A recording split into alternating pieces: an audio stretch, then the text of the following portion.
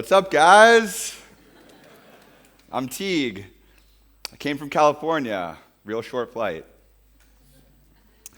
Thanks for having me today. You guys have an absolutely beautiful country. It's wonderful to be here, and it's wonderful to be with all of you. So the theme of the talks today has been, it's time to. And there have been some absolutely amazing talks. Actually, I don't speak any Italian, so I didn't really understand what anybody was saying.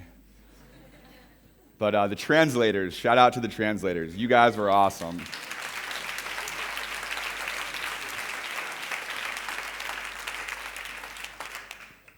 So, thanks for making it. Finally, the last talk of the day.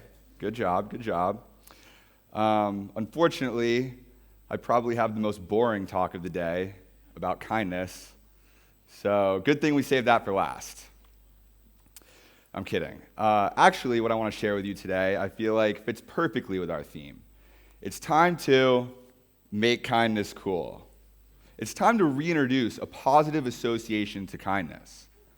But how do we do that? What does that even mean? We all know that kindness is important. I mean, we're all raised to be kind. Your mother told you to be kind when you were young. But it's not like we wake up every day seeking to be kind. So how do we do this as a community? Believe it, I think that you should be rewarded for doing kind things, for doing nice things for other people. What if there was something like do-good coins or an incentive or some sort of like cool discount? Don't you think we would see a spike in the random acts of kindness? A lot more people doing nice things for other people? Now, some of you may be saying, well, it's not necessarily kind if you're getting rewarded. But let me tell you my story, some of my experiences, and I'll tell you why I think it's an idea worth spreading. So back in college, I took a road trip with a couple of buddies. One was a small white kid like me, and then two were big black kids that are on the football team, and now actually one of them plays in the NFL and is a Pro Bowler. He's like 6'5", 290, huge kid, right? So we're about to take the trip back from the desert, 7-hour trip, and I get that little flashing light in the dashboard that says I need to change my oil. So during the process of changing the oil, we somehow lose the cap that covers the oil tank.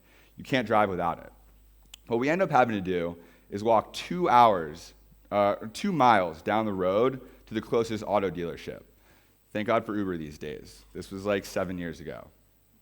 Anyway, the general manager ends up lending us an oil cap. Finally, 2 hours later, we're on our way. I'm in a super thankful mood. Somebody had just done something really nice for us. And about 30 minutes into the trip, I see this guy walking down the side of the highway. It's like 90 degrees outside, scorching hot, Arizona desert. He looks homeless, and he's trying to hitchhike. So after a little bit of convincing of my friends, I pull over and pick up this hitchhiker. And first of all, ladies, I don't recommend picking up hitchhikers as random acts of kindness. But I had some pretty big dudes in the car with me, so I felt like it was okay. Not more than 5 minutes down the road of continuing the journey, I hear sirens behind me. I'm like, ugh, last thing I need is another ticket, right? I'm going 40 miles over, trying to make up time. The police officer walks up to the car. License and registration, please. I'm like, oh, God, here we go. He looks in the car and sees this crew that I've assembled and takes a step back. He's like, can you tell me, like, what's going on here? So I started explaining to him, well, you know, somebody had done something really nice for me, and I was just trying to pay it forward and do something nice for somebody else, and that's why I picked up this homeless guy. Long story short, he ends up letting me go. No ticket, no violation, just a handshake and a drive slower next time. I just got off of a $500 ticket. That makes me want to go be kind. I often wonder if anything good happened to that police officer, but the moral of the story is paying it forward is important. This is a short commercial that I want to show you guys that embodies that.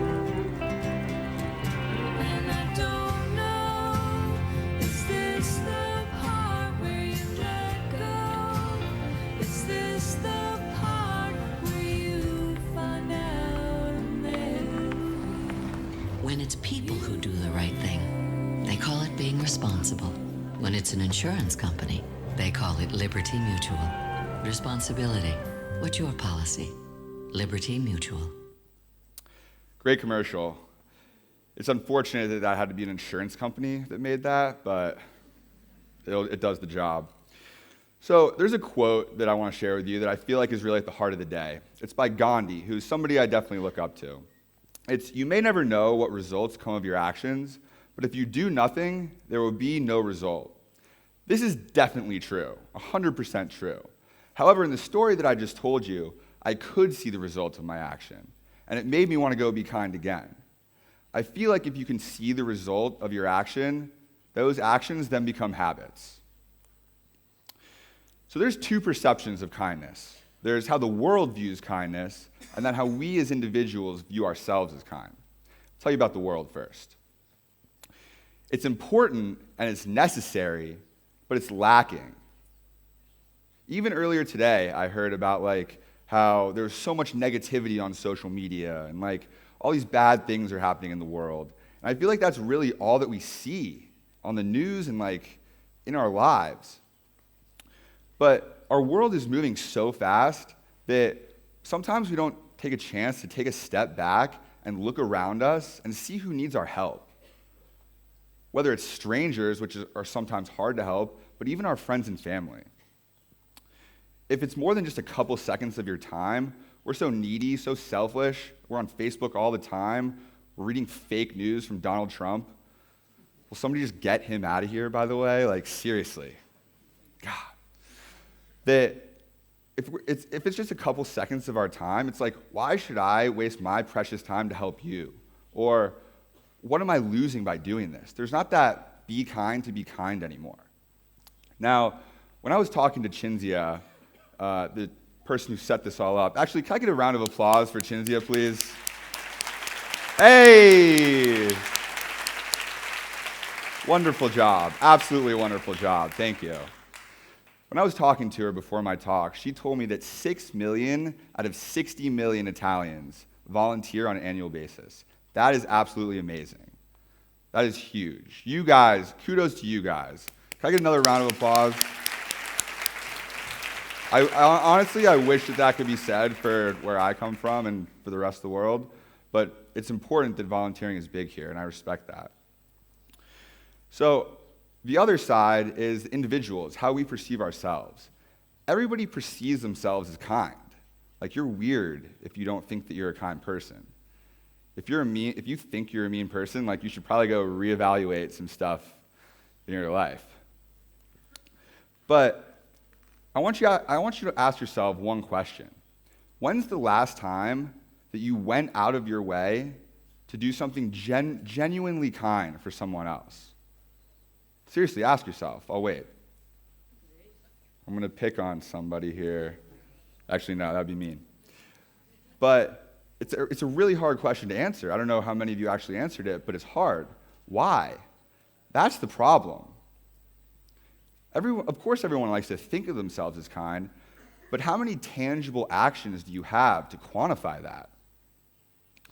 Now, when I'm driving down the road and I see a broken down car, or better yet, a hitchhiker, and I don't pick him up, I scratch my head and I wonder, am I not a good person for not picking that guy up? It's kind of a weird thing to think about, but it's actually true.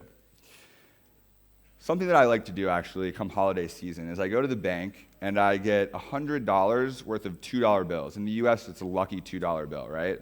$100, it's not very much, it's a little bit. And I hand them out to people that I think need them, complete strangers that I don't even know. And this is something that I just like to do because that's 50 people that I've touched and made them have a better day. So I want to continue my kindness journey, and let me tell you where it went after that college trip. I ended up meeting this kid named Tom Smith. Tom's in a wheelchair, and he starts telling me this incredible story about how he used to be a star hockey player, gets paralyzed, has a miracle recovery surgery, and gets back out on the ice. He's playing hockey. This is a year later it took him to recover. He's playing hockey again, and he has a second paralyzing injury. The chances are absolutely incalculable. 3 years later, me and Tom become extremely close friends. And he's done enough rehab to be walking on these arm crutches that you see here. One day, Tom comes to me and asks to have lunch. And we're sitting there, and he goes, "Teague, all I want to do again is something athletic." And I go, "Okay, what are you thinking?" And he goes, "Well, I can't walk, so I was thinking we should do a bike ride." And I say, "That's a pretty good idea. Where do you want to go?" He looks at me, pauses for a second, and goes, "Boston to Miami." I literally spit out my water. I was like, what? That's 2,000 miles. To put that into perspective, that's a little bit shorter than the Tour de France. I go, "You realize that a year ago you couldn't walk or were in a wheelchair, right?" He looks me dead straight in the eye and goes, "Yeah, I know." Anyway, we end up doing this bike ride and called it the Reality Ride Challenge. Check it out. Like a bullet train. We rode our bikes through snow. We lived in that little RV for 42 days, and we literally became brothers. Feet can keep on the ground. When we made it all the way down to Miami, we were greeted by the biggest paralysis research center, and we raised $100,000 for Tom and the paralysis community.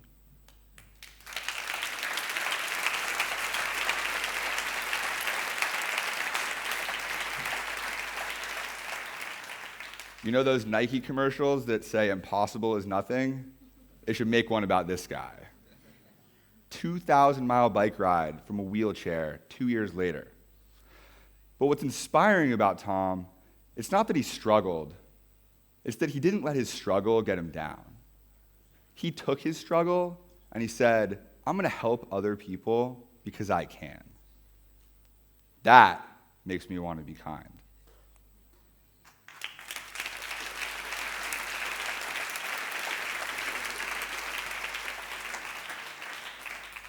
So I took what Tom had given me and I said, how can I affect more people? What can I do? And that's when we came up with Kindness 365. We rented a tour bus and we said, we're going to travel the country, the United States, and we're going to do random acts of kindness for people. We didn't know who we were going to help. We didn't know what we were going to do. We were dedicated. This is Kindness 365. This is the story of two best friends dedicating a year of their lives to travel on a bus for 365 days and make kindness cool. This is Kindness 365. We went to Dallas, Texas when several police officers were shot and killed and mourned with their community. We hit 25 college campuses and did kindness challenges with students all over. We gave out free hugs, we brought donuts to class, we left nice notes on people's cars, and then finally, my favorite, we went to Disney World with kids that had cancer. These kids were ages 6 to 12, and some of them may not have that much longer left. But to see the positivity on these kids' face is something that I will never forget. So I want to show you that. Listen up right here. Okay? Hey, raise your hand. You getting excited yet? Yeah. How excited?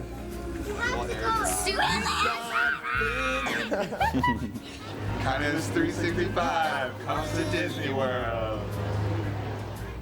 When the road looks rough ahead and you're miles and miles from your nice warm bed, you just remember what your old past said. Boy, you got a friend in me. Yeah, you got a friend in me.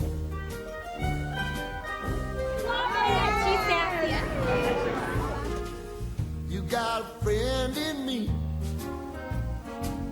You got a friend in me. Favorite part about the ride? It was terrific. Terrific. There isn't anything I wouldn't do for you. We stick together, see it through, 'cause you got a friend in me. You got a friend. How's the day been so far? Good. Pretty gnarly. Terrific. Pretty amazing. Super What's been the best part about it? Every ride. How about this ride? Will ever love you the way I do. It's me and you, boy.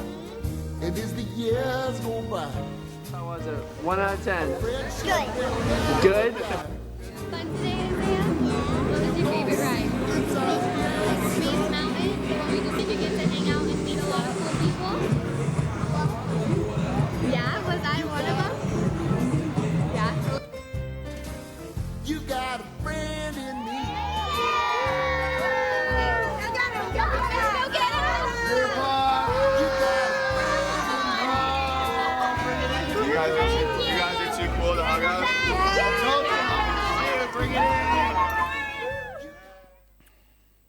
That one gets me every time.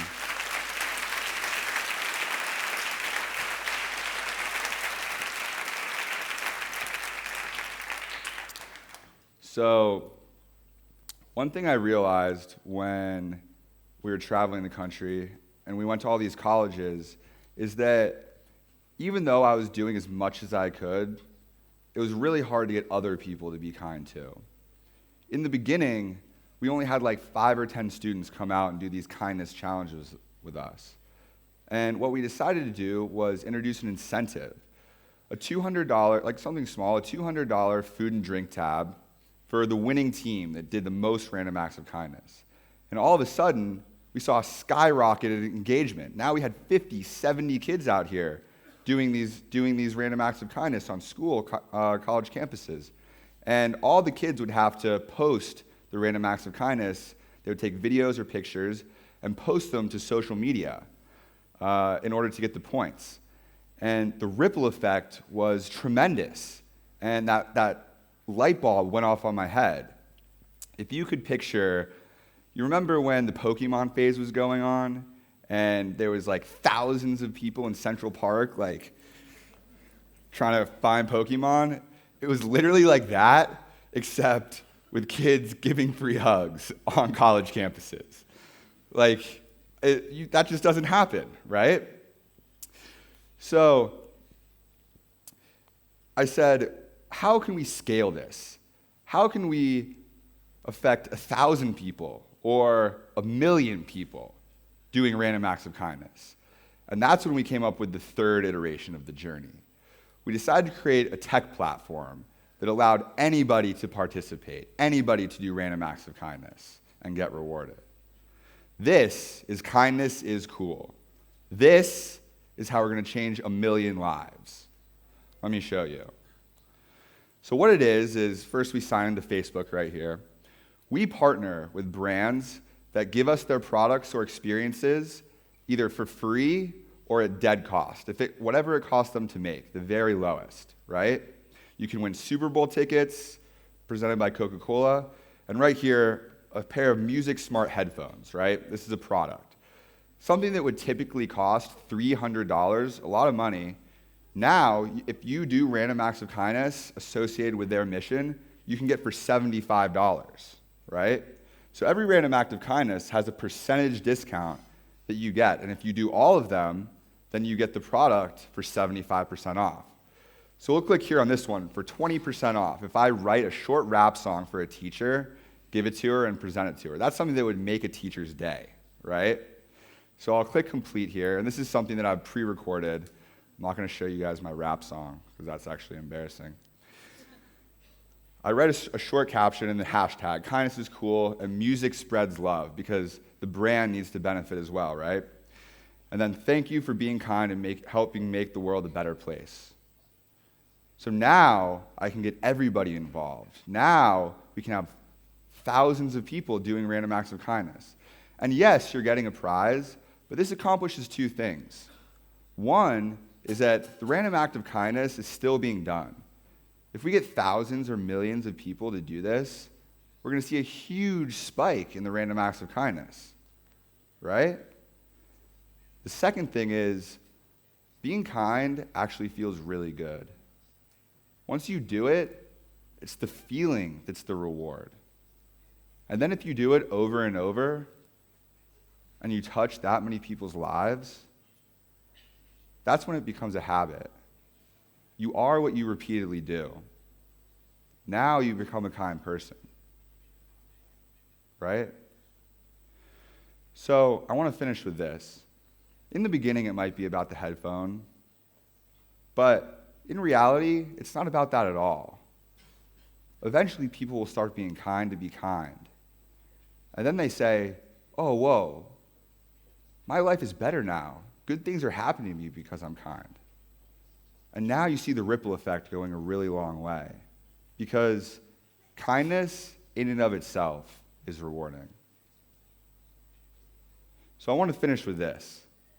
If everybody could stand up for me.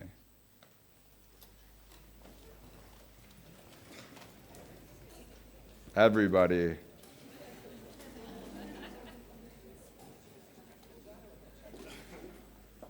I want you to give the person next to you a big bear hug.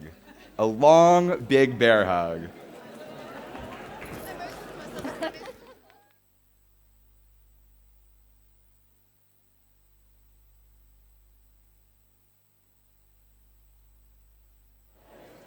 Thanks for being here with me today, guys.